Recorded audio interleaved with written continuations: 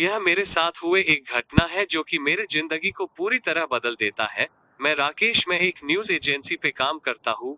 एक दिन मेरे बॉस ने हमारे पूरे स्टाफ को मीटिंग पे बुलाया। उन्हें कुछ नया चाहिए था अपने न्यूज के लिए, ताकि हमारे न्यूज कंपनी की वैल्यू ज्यादा हो। सभी स्टाफ अपने अपने सुझाव दे रहे थे, लेकिन बॉस को कोई आइडिया अच्छा नहीं लग रहा था। तो मेरे दोस्त आकाश ने बॉस को सुझाव दिया कि हमें भूत प्रेत के बारे में कवरेज करना चाहिए। मुझे भी ये आइडिया अच्छा लगा और मैंने सुझाव दिया कि हमें घायल के बारे में कवरेज करना चाहिए। यह सुन के बॉस चुपचाप कुछ सोचने लगे। मुझे लगा शायद मेरा आइडिया अच्छा नहीं लगा होगा। उसके बाद आकाश ने बताया कि हमें भांगर किले के बारे में कुछ करना चाहिए।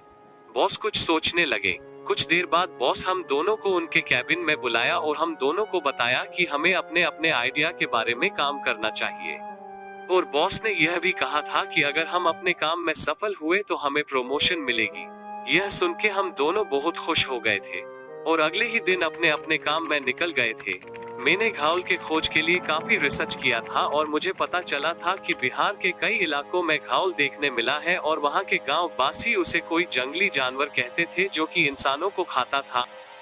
इस तलाश में मुझे कई गांव में जाना पड़ा। मुझे एक गांव में पता चला कि पास के एक बस्ती में जहां कोई नहीं रहता, वहां जो कोई रात के समय जाता है वो वापस नहीं आता।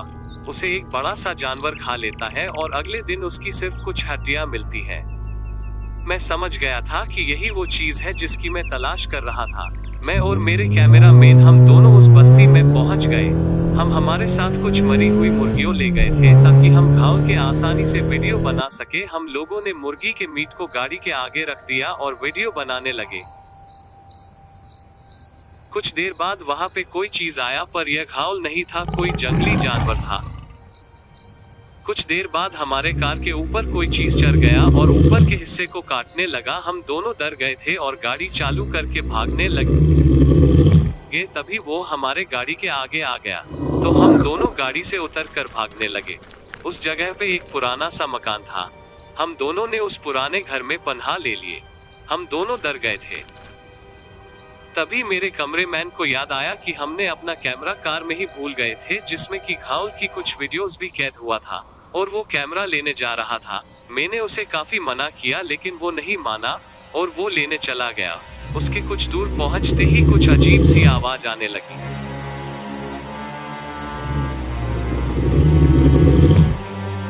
और अचानक से उसके पीछे घायल आ गया, जिसकी आंखें अंधेरे में चमक रहा था। तभी अचानक कैमरामैन को पकड़ के घसीटे हुए ले गया और उसकी आवाज पूरे जंगल में गूंजने लगा। कुछ देर बाद मुझे भी वो अजीब सी आवाजें आने लगा।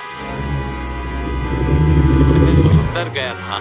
डर के मारे मैं बेहोश हो गया और जैसे ही मैं उठा, मैंने देखा कि घायल मेरे सामने था और उसके पास एक टांग था जो कि मेरा एक टांग था।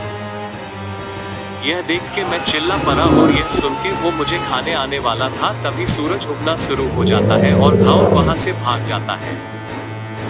और इस घटना के बाद से मैंने न्यूज एजेंसी पे काम करना छोड़ दिया और जिस कैमरे को लाने कैमरामैन गया था, वो कैमरा और वो आदमी आज तक लापता है।